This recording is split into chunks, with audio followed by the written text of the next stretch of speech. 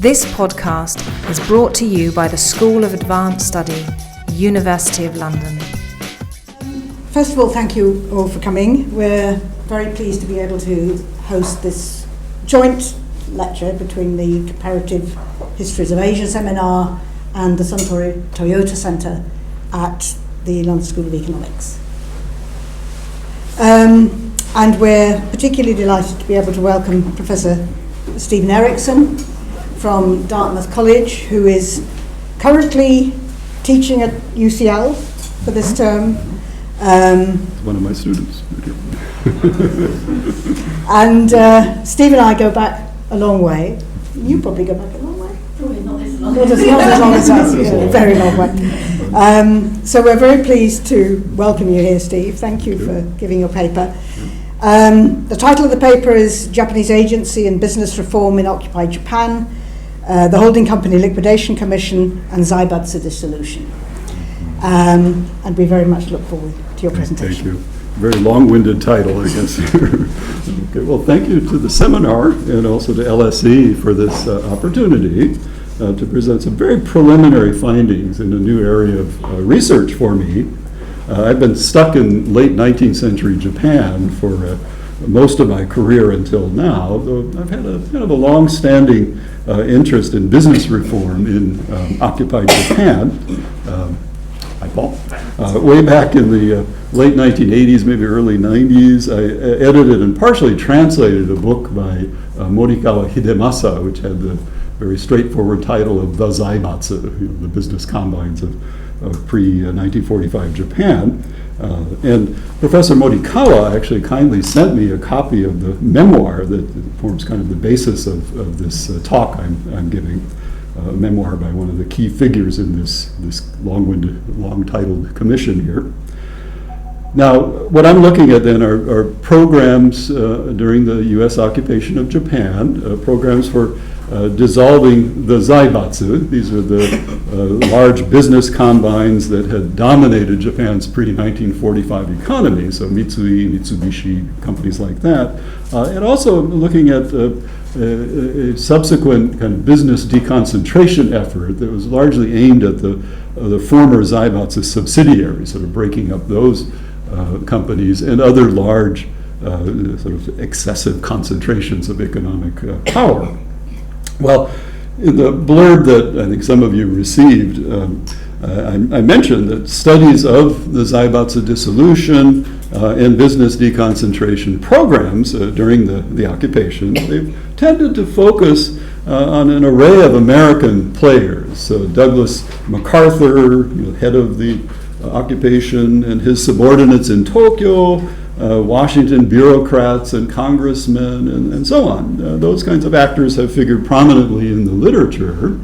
Now, recent work on the occupation has uncovered previously overlooked Japanese input into other U.S. mandated reforms in areas like education, labor relations, and the like.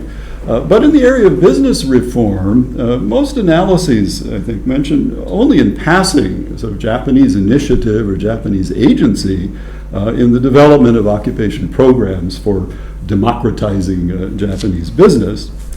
Well, in this first venture into a new research area, I decided to investigate the activities of the Holding Company Liquidation Commission, or HCLC for short. This is I would say, a poorly understood Japanese body that scholars have tended to characterize as a kind of tool of occupation headquarters, and I'll refer to that as GHQ, General Headquarters, or SCAP, S-C-A-P, short for Supreme Command for the Allied Powers. And the common view is that this commission, Holding Company Liquidation Commission, just dutifully carried out SCAP directives, American occupation directives, for breaking up and reorganizing business. Well, drawing especially on the memoirs of Noda Iwajiro, a rather central figure in this HCLC, and it's his memoir that Professor Morikawa kindly sent to me quite a while ago now.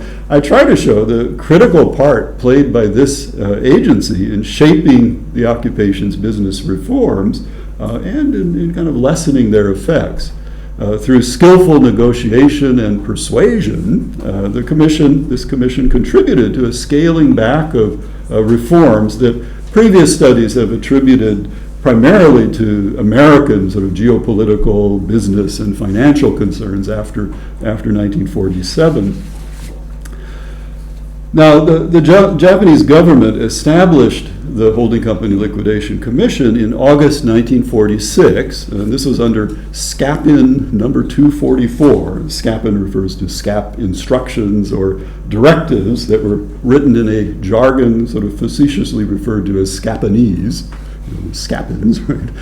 Now, scholarly descriptions of the commission, Holding Company Liquidation Commission, in English anyway, have been rather equivocal and at times almost contradictory.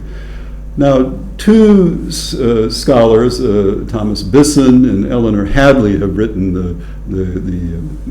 what seemed at the time anyway, the definitive works on Zaibatsu dissolution. Bisson, both of them had worked in the occupation, and Bisson published his book in 1954, Hadley in 1970. Now, Bisson, for example, in his book, he termed the commission, the Holding Company Liquidation Commission, a tightly controlled and pliable instrument of SCAP policy, but then stated at the close of the very same paragraph, by the end of 1948, the Commission had become the central agency controlling the full scope of combined dissolution. Now, the confusion about the nature of the HCLC, this stems from what Eleanor Hadley called its somewhat peculiar status within the Japanese government. It was of it, yet separate. Now, Noda, again, this fellow whose memoir I'm using, Noda explained that the HCLC was an American-style commission. Though consisting of private citizens, it held executive authority, representing a type of organization that had not existed in Japan. Its members could be neither politicians, government officials, nor private citizens connected to the Zaibatsu. Well, as a result of the HCLC's peculiar standing, its members, and this is quoting Bisson, its members were for the most part freed from the obstructions of Japanese officialdom. Now, on the other hand, in contrast to normal occupation practice, whereby SCAP, that is the American occupation, kept Japanese government action separate from its own, a GHQ observer, there's an American observer, attended all meetings of the HCLC, guiding its policies and reviewing its decisions, which the Commission never made without prior SCAP approval. Well, Hadley notes, such close supervision was not exercised over other parts of the Japanese government. Now, SCAP probably rightly assumed that if it put Japanese government officials directly in charge of the Zaibatsu busting program, they would quickly find ways to obstruct it. I mean, this was Hadley and Bisson's sort of view of the situation. Well, the title of the commission, it seems a little narrow, right? Holding company liquidation, not Zaibatsu or combine liquidation. This resulted from SCAP's initial acceptance of the Yasuda plan. This is quite early in the occupation. Under this plan, this is proposed by the Yasuda Combine, the four leading Zaibatsu, that is Mitsui, Mitsubishi, Yasuda, Sumitomo, they agreed to dissolve their top holding companies only, right? But left out any mention of combined subsidiaries, so like Mitsubishi Heavy Industries or Mitsui Trading and so forth, left out any mention of subsidiaries or intercorporate ownership and management ties. There was nothing about that in the proposal. Well, that proposal, which Takemai Eiji labels patently self-serving and full of loopholes, a transparent easy out for the Zaibatsu, that in effect shifted the focus of liquidation from combine to holding company, more narrowly. Right?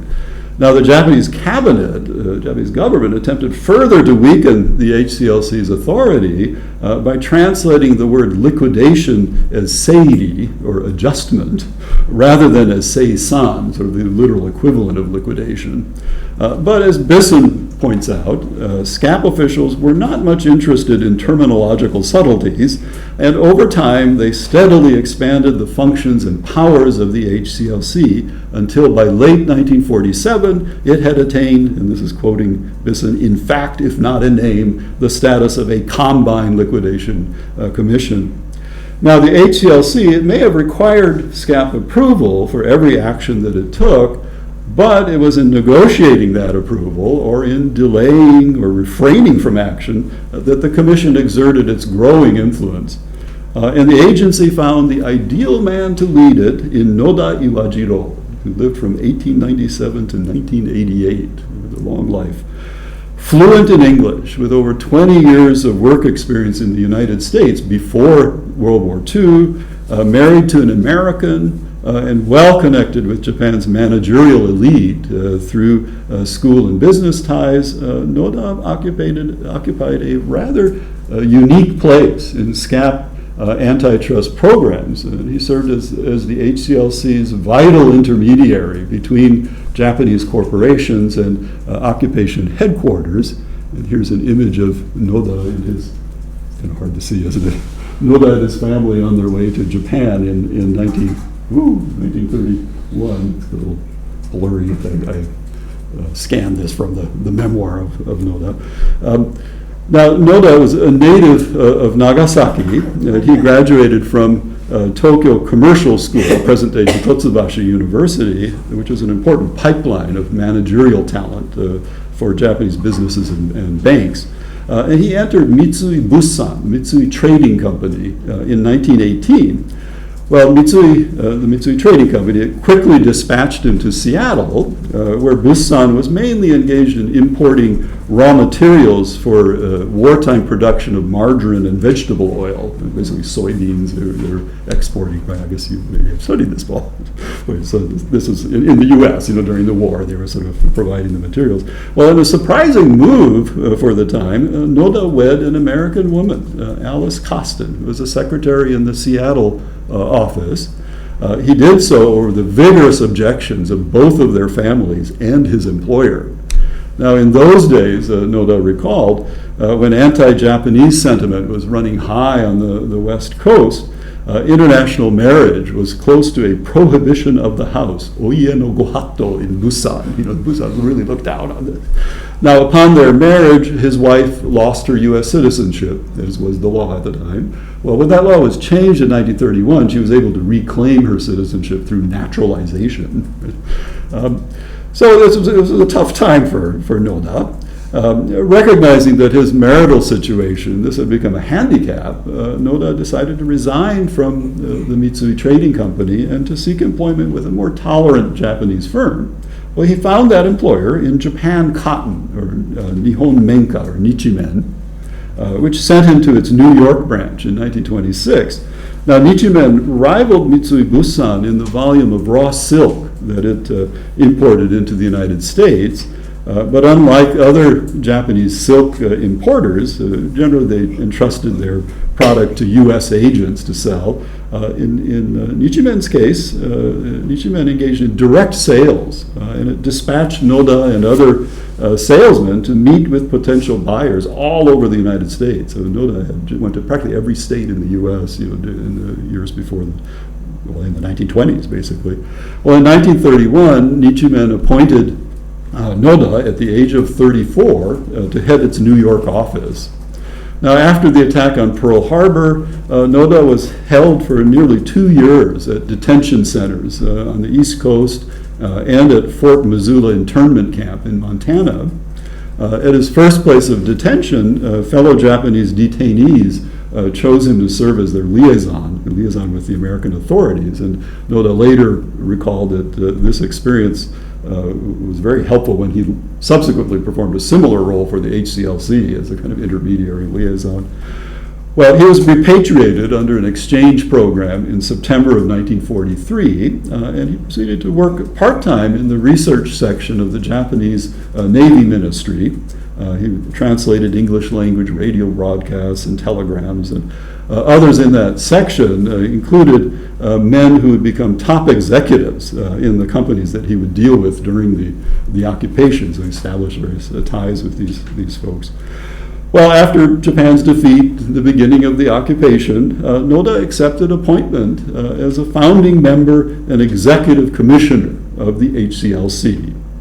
Now, the other commission members, they range from bank executives, the chairman of a a securities firm, and the managing director of a cement company, to a lawyer, a newspaper editor, and 2 professors of economics were on this commission, initially anyway. Later replacements included the vice chairman of a major labor union and the president of a brick-making company. Now, the HCLC got off to a rocky start as the first nominee for its chairmanship, who happened to be a bank president, was unexpectedly purged by the occupation. He was forced to, give up any kind of office or business position. This man happened to be a waka enthusiast. This is a traditional Japanese poetry, and he had composed a poem during the war. This is all according to Noda. He had composed a poem during the war with the playful phrase "yurufu," which means loose belt, and then he had written "rusu beruto." Now, the SCAP deemed this anti-American for ridiculing the late President Roosevelt, "rusu beruto," right?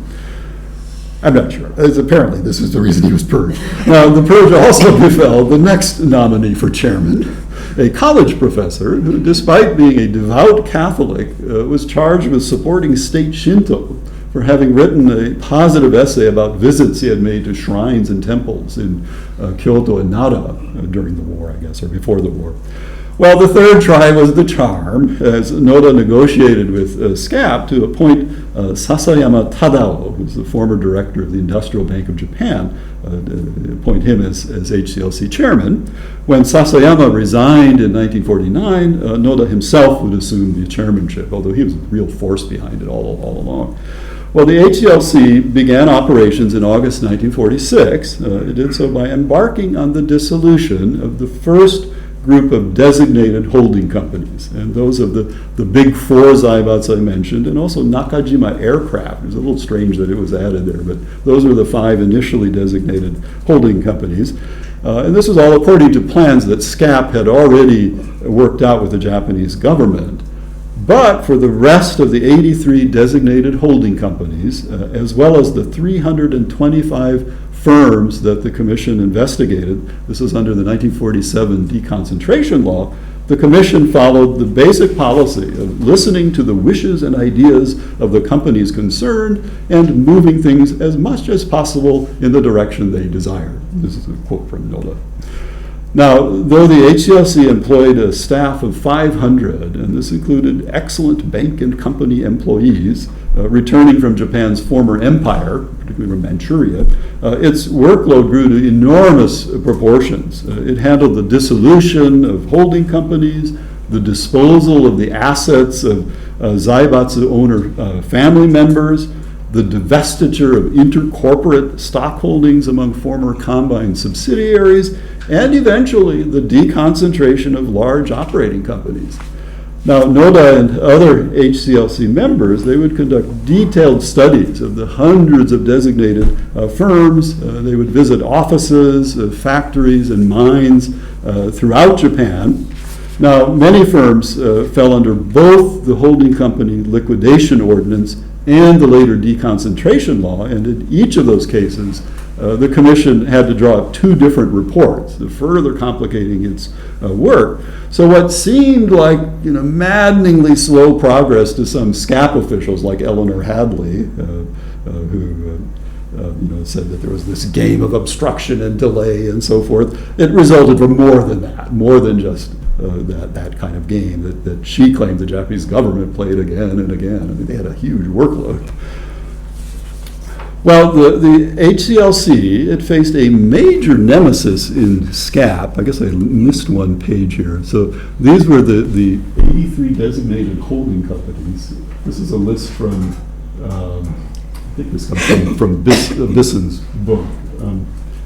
See, all different fields. So this is the Japanese name and the translated English name of these various companies.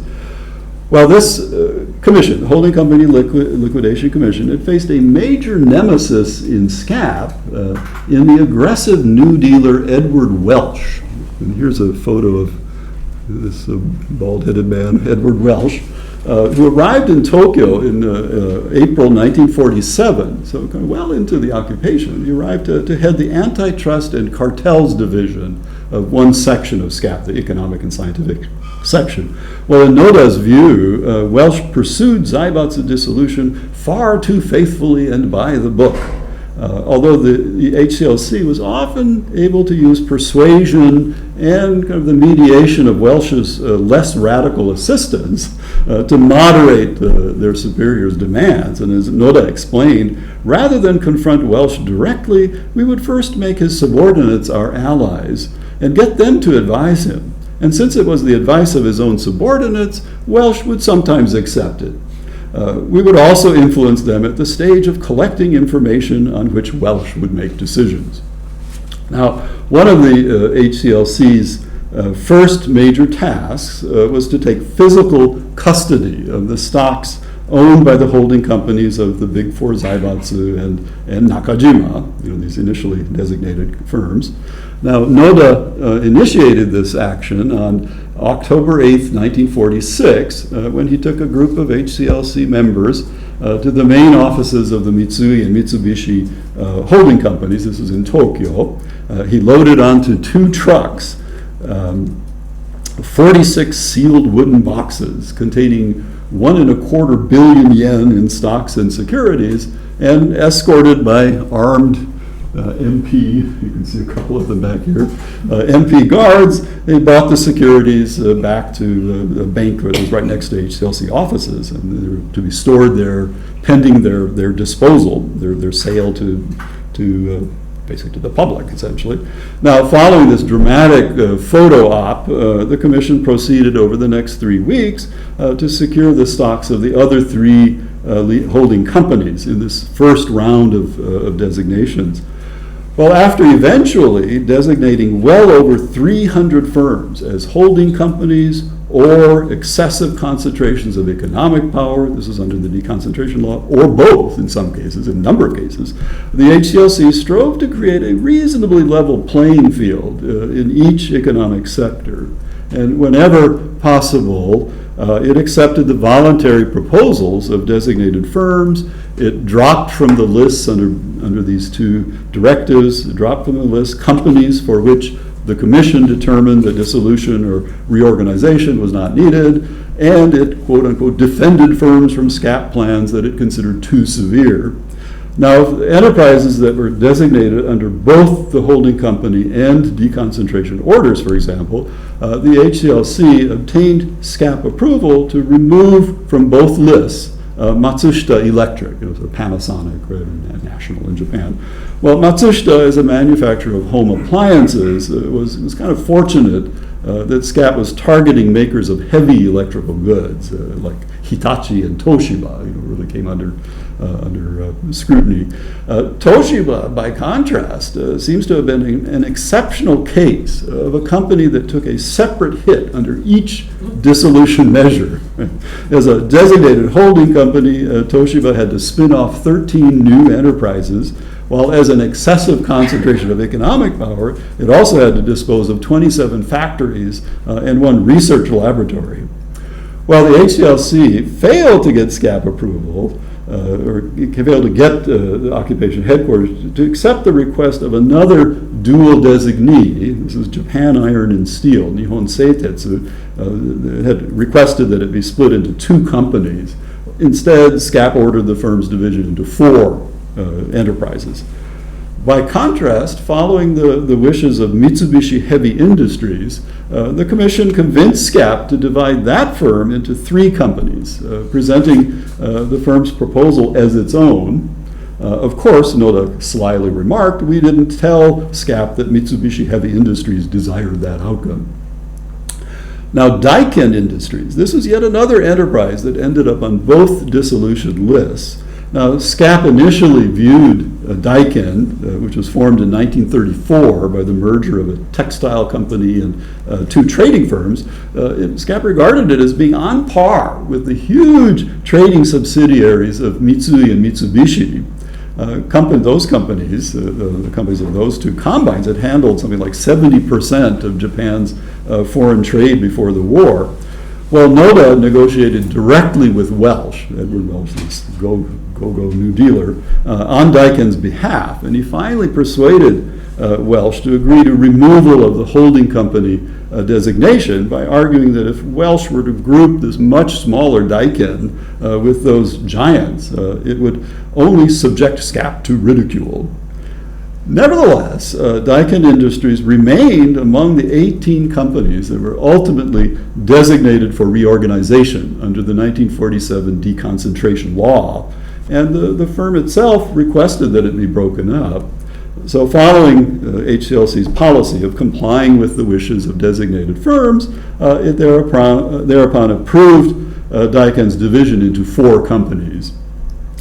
Well, Mitsui Bussan and Mitsui Shoji, these are the 2 trading companies in Mitsui Mitsubishi, were not so fortunate.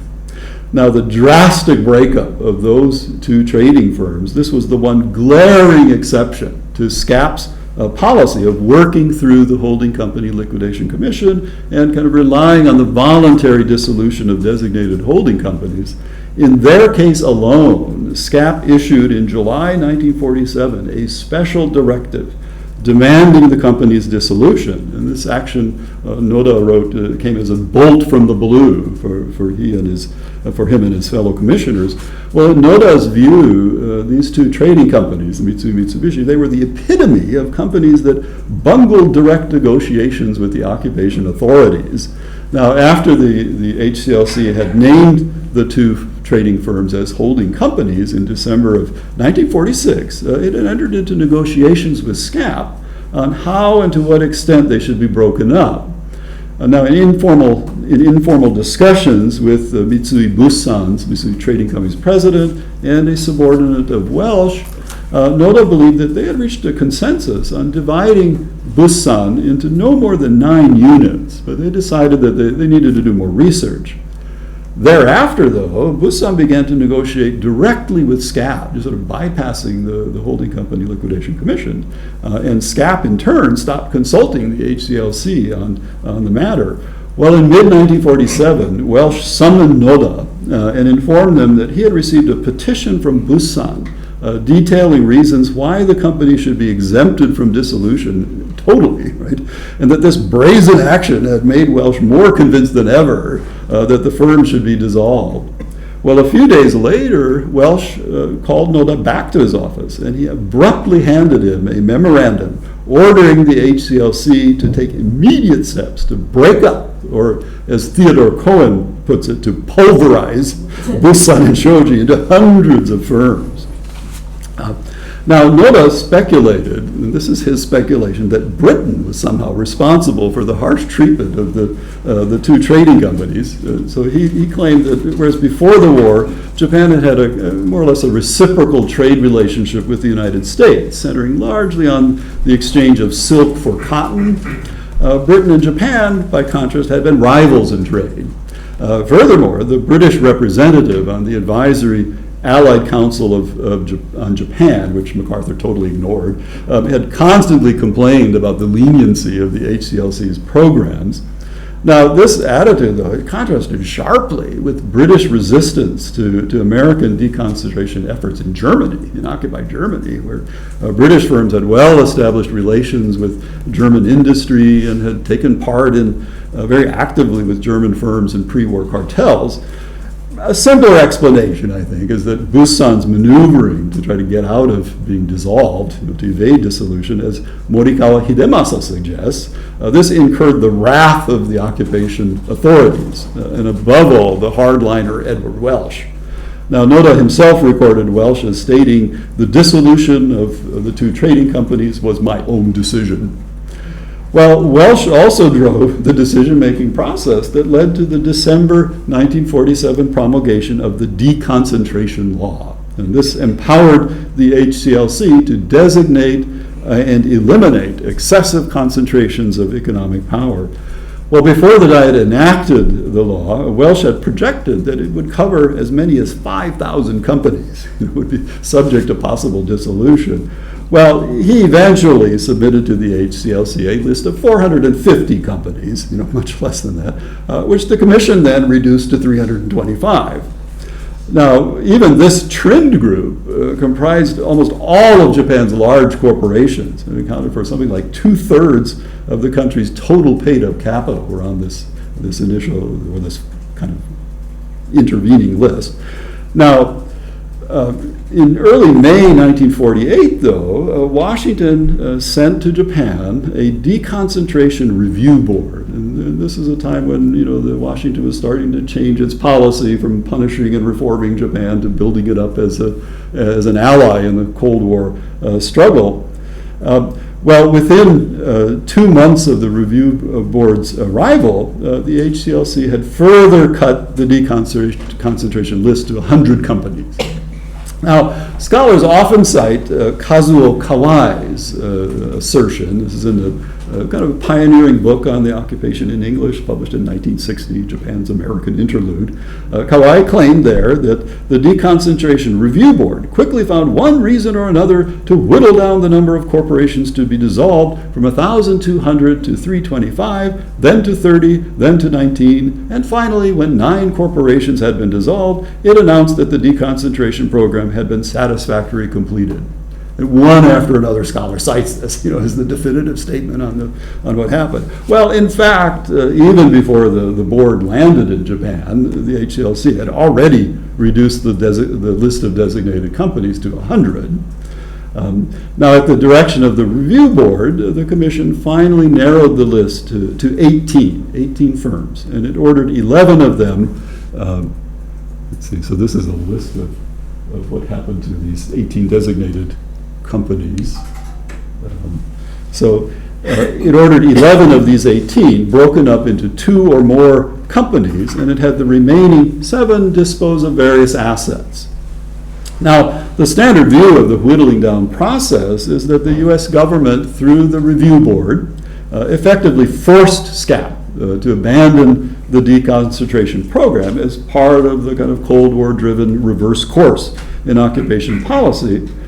This interpretation, though, obscures the active part the HCLC played in the process. That is, from the start, the Commission resisted what it saw as a program of severe business dismemberment. Now, according to Noda, in deliberations on the final 100 companies, and this is quoting him, the 5 members of the Deconcentration Review Board lined up in the middle as the judge, while Welch and members of the Antitrust Division sat on one side as the prosecution, and HCLC Chairman Sasayama and I on the other side as the defense, arguing for and against dissolution.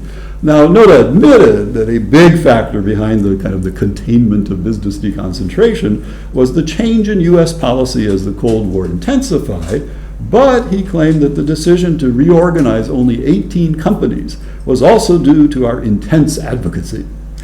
Now, Noda offered examples illustrating how the HCLC defended the interests of businesses who were designated under this law, the deconcentration law. For instance, Nippon Tsun, which dominated express delivery, this is Japan Express, in its case, SCAP had decided to break it up into several regional companies. But the HCLC had countered that such a division of Nitsu, which mainly handled delivery of rice at the time, that this would disrupt the orderly distribution of that staple. And ultimately, SCAP accepted the Commission's opinion, and Nitsu avoided dismemberment. Now, one example from the food and beverage industry, this demonstrates the HCLC's efforts to nurture competition on a kind of limited scale, but not to the extent that SCAP's trustbusters wanted. Now, in the highly concentrated beer industry, for example, Dai Nippon Beer held about a 70% share of Japan's total production capacity, and Kirin Beer the remainder. I mean, this is a highly concentrated industry with 2 producers. Well, the president of Dai Nippon approached SCAP and the HCLC to have his firm split in 2. He anticipated that they were going to break it up much more than that. Well, Welch wanted to not only break Dai Nippon even more, but he also wanted to bust Kirin Beer. Well, Noda got him to agree, though, that if they left Kirin alone and divided Dai Nippon into 2 concerns, the result would be 3 companies, 3 competitive firms of roughly equal size. Well, accordingly, Dai Nippon was split into Asahi and Nippon Beer, which eventually became Sapporo Beer. Those are companies you know in Japan, right? With the three companies, I mean, roughly the same, about roughly a third of, not quite, but about a third each of the production capacity. Well, designated companies were not the only ones undergoing reorganization during the occupation. Now, as Hadley notes, almost all major corporations in Japan were doing so. We're going through reorganization because of insolvency or near insolvency. And this is because the Japanese government, in effect, canceled war indemnity payments that it owed the companies. This was in October of 1946. Hadley adds that even among the 83 designated holding companies, 76 were concurrently engaged in drawing up reorganization plans. Furthermore, many businesses that the wartime government had forced into mergers during the war, they wanted to undo those mergers and resume independent operation. Now, such was the case with the only bank to undergo dissolution during the occupation. This is the giant Teikoku Bank. No other bank was dissolved, but this one was. And in 1948, it reversed the quote-unquote unnatural wartime consolidation of the Mitsui Bank and the Daiichi Bank. So they split into separate companies. Now, the HCLC's treatment of Zaibatsu family members. This is another big area that the HCLC was involved in. This suggests, I think, the need to qualify the standard interpretation that owing to runaway inflation, the divestiture of family-owned stocks in exchange for 10-year non-negotiable bonds, this amounted to virtual confiscation of the wealth of the Zaibatsu families, and together with the March 1947 capital levy, which hit the wealthy very hard, and also the land reform, those that invested in farmland and so on, that this wiped out the wealth of Zaibatsu owner families. Well, besides disposing of the stocks that the Zaibatsu family members held through their holding companies, their combined holding companies, the HCLC also gained authority to deal with the members' direct holdings, direct stock holdings. And in March 1947, it named 56 members of 10 Zaibatsu families as designated persons who would have to transfer their personally held securities to the commission. And this is from a SCAP document, these monographs on non-military activities. You can see there's the Mitsui family members, Iwasaki, which controlled Mitsubishi, and there's Sumitomo, and various other kind of second-tier Zaibatsu, the family members had to hand over their personal stock holdings. Now, so the HLC gained authority to do this. Now, Noda made it clear, though, that the commission would only dispose of assets that the owner families disclosed to the commission. So it was kind of voluntary disclosure, that it would not go on fishing expeditions in search of undeclared assets. And some of his subordinates wanted to go investigate, all kinds of holdings by these companies. Said, no, we're just going to rely on, we're not even going to give information to the tax office. We're going to, keep this, confidential here. Well, the HCLC took other steps to soften the blow that Zaibatsu families sustained as a result of occupation policies. For example, the HCLC strenuously objected to compensating the families, the Zaibatsu families, with public bonds that were non-negotiable, non-transferable, and ineligible for use as collateral for 10 years. So he asked, how were the families to eat? Well, he argued, Noda did, that U.S. taxpayers would have to support Zaibatsu households. Can you imagine that? Now, Noda finally got SCAP to switch the compensation from bonds to cash. And as he concluded, popular opinion tends to be that Zaibatsu assets were confiscated, but we members of HCLC persuaded SCAP to give the Zaibatsu proper compensation in cash. Of course, there's inflation kind of lowered the value of those cash, but at least they could live on what they got. Now, in disposing of the individual and holding company stocks, the HCLC was to give purchase preference first to employees of each issuing firm, and then to local residents at the sites of the company's branches and factories. Any stocks left after that, the commission was to offer to brokers for resale to the public, and finally to put up for public auction any remaining stocks. And some of the stocks were so worthless there were no buyers; they were just returned to the companies. Now, much to Noda's satisfaction, this employee first policy, this saved the Kawana Hotel and Golf Resort. This was an Okura Zaibatsu subsidiary and a favorite of Noda. and this policy saved this golf course from the clutches of an upstart scrap iron dealer from Kyushu. Now, this man had promised to erect a statue of the current owner, Okura Kishichiro, if he could get hold of the resort. Now, hotel employees, they're the first dibs on the stocks. They obtained most of Kishichiro's stocks, which he then later bought back, preserving Noda's beloved golf resort. And I will show you something at the end here that Noda eventually went to work for Okura after the occupation. Now, the HCLC spent much of its final years fending off Welch's determined effort. This is Edward Welch, this hardline New Dealer type. His effort to prohibit the use of Zaibatsu trade names and trademarks by the 10 largest combines. Now, Noda asserted it is no exaggeration to say that the HCLC's battle over this issue was the single most important role the commission performed. Now, in September 1949, under intense pressure from the Antitrust and Cartels Division, basically from Edward Welch, the commission, the HCLC, instructed the three biggest Zaibatsu, Mitsui, Mitsubishi, and Sumitomo, to stop using their old trade names and marks until 1958, and to comply by mid-1950.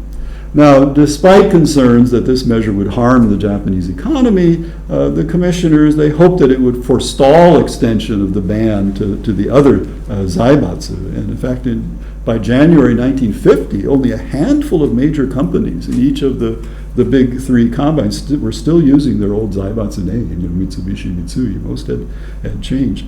Well, in January 1950, however, Welch directed the commission to extend the measure to the other 7 leading Zaibatsu. Well, the commissioners furiously objected. They argued that changing trade names and marks, that this would impose an undue financial burden on the second-tier Zaibatsu, and that it would adversely affect Japan's foreign trade. Here the trademarks, they represent goodwill, and they're built up over years. This would be disastrous.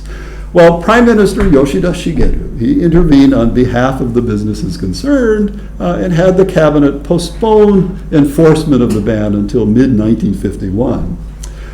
Now, before Welch left for the United States, which he did in June of 1950, he made one last attempt to force the issue. And he ordered the HCLC to convene an emergency meeting and to decide on implementation of the ban for all 10 Zaibatsu.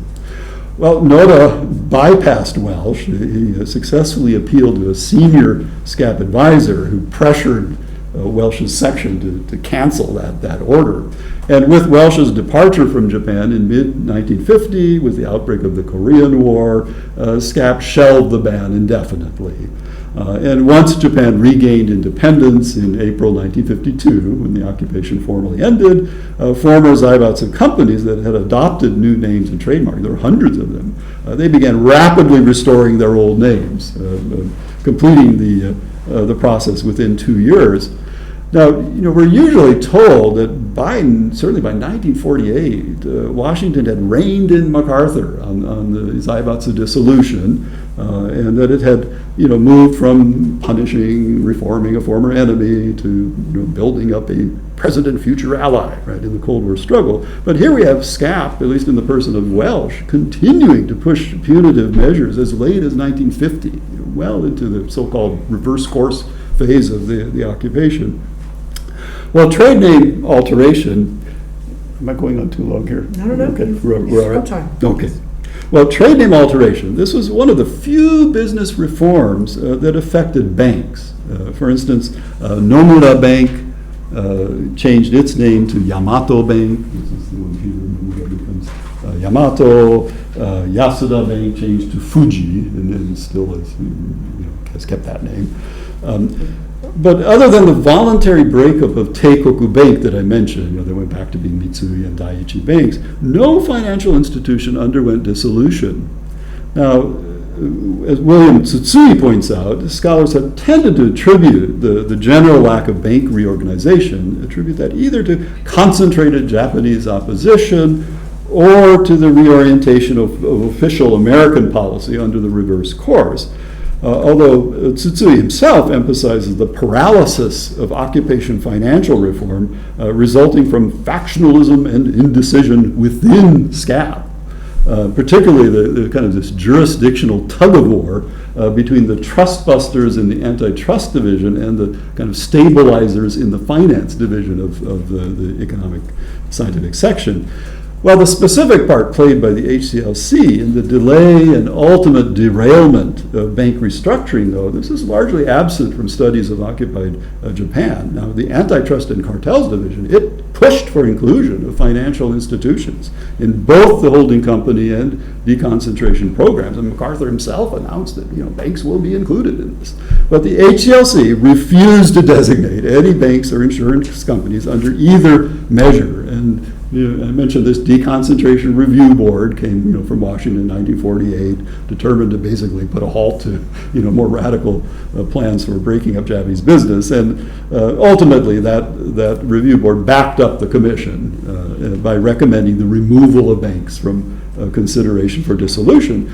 Well, as many scholars have pointed out, the omission of Zaibatsu banks, this was crucial, for it meant that SCAP's business reforms left largely untouched a major instrument of combined ownership and revival, as Bisson or Hadley, I'm not sure who made that quote, as commercial banks soon replaced, in many cases, replaced holding companies as nuclear centers of former Zaibatsu groups, although I would argue there are big differences between these post-war enterprise groups and the Zaibatsu.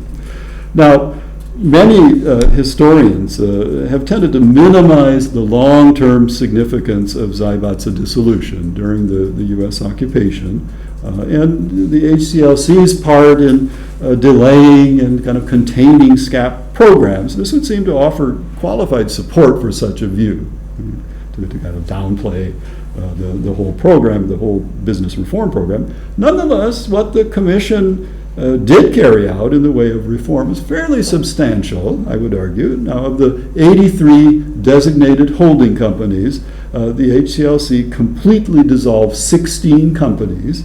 It broke up another 26 with successor firms, and it allowed 41 companies to continue, although it ordered 11 of them to spin off new enterprises. Now, under the deconcentration law, 18 companies ultimately underwent deconcentration.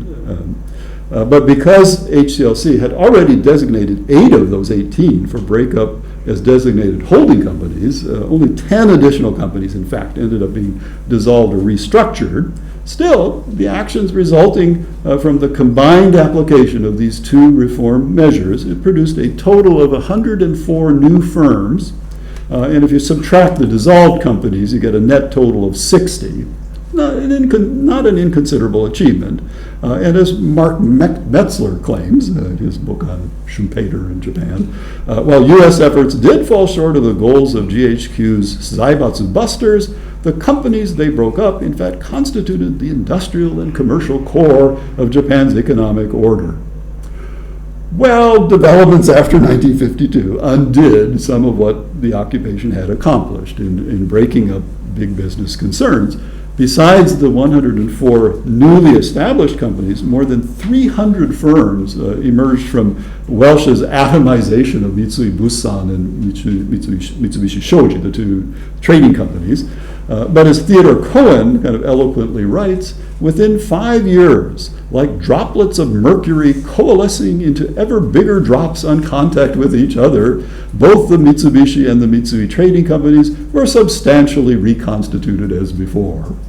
Now, the relaxation of the anti-monopoly law, this SCAP had the Japanese Diet pass this law, its relaxation beginning in 1949, this paved the way eventually for several of the other dissolved firms, such as Mitsubishi Heavy Industries, to reassemble as well.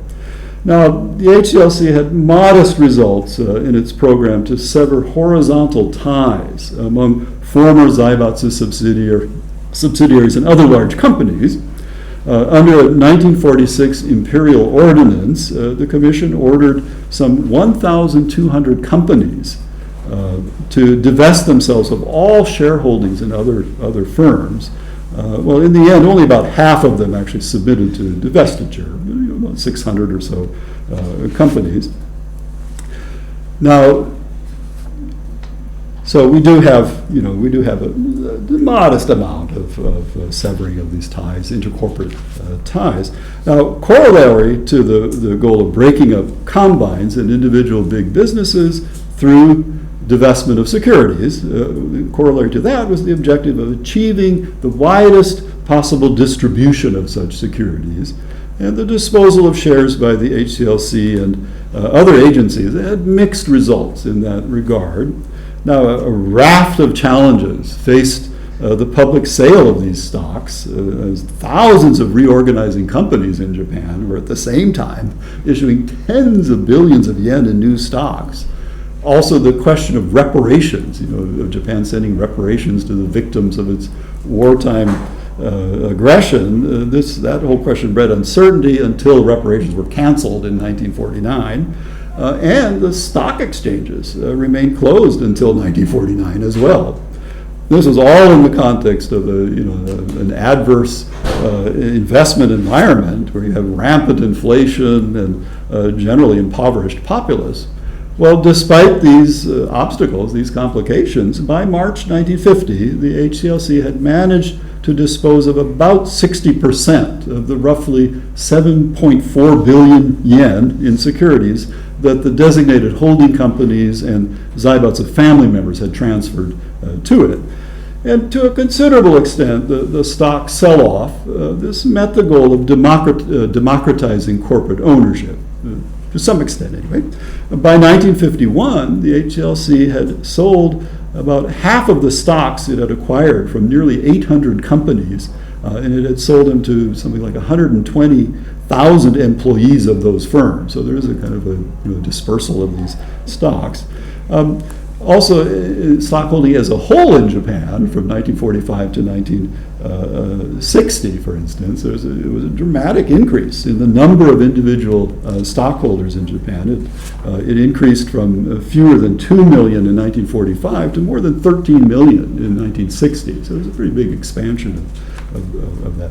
Now, for all that Noda and the HCLC, for all that they criticized and resisted aspects of the occupation's trust-busting program, decades later, Noda could look back wistfully, positively actually, on the program as a whole.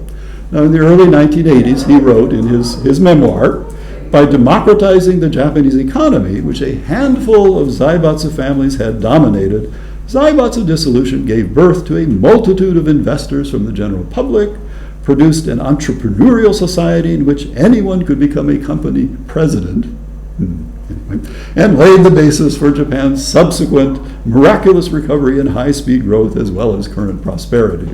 Now, undoubtedly, Noda took pride in the role that the holding company liquidation commission had performed in kind of softening the punitive edges of SCAP initiatives, while helping to create, however circumscribed maybe initially, a more open and competitive economy, certainly compared to the much more closed and oligopolistic pre-war economy.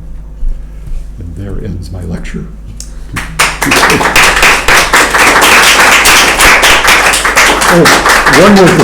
One more thing. So as mentioned, Noda went on to work for Okuda.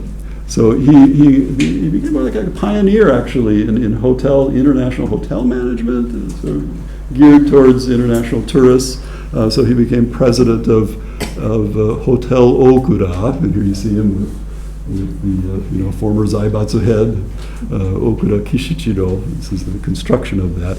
This hotel is set to be demolished, right, and to be rebuilt. And if you want to petition that it be preserved, you can sign the petition online. Save the Okuda. It's not already gone. I thought it had been.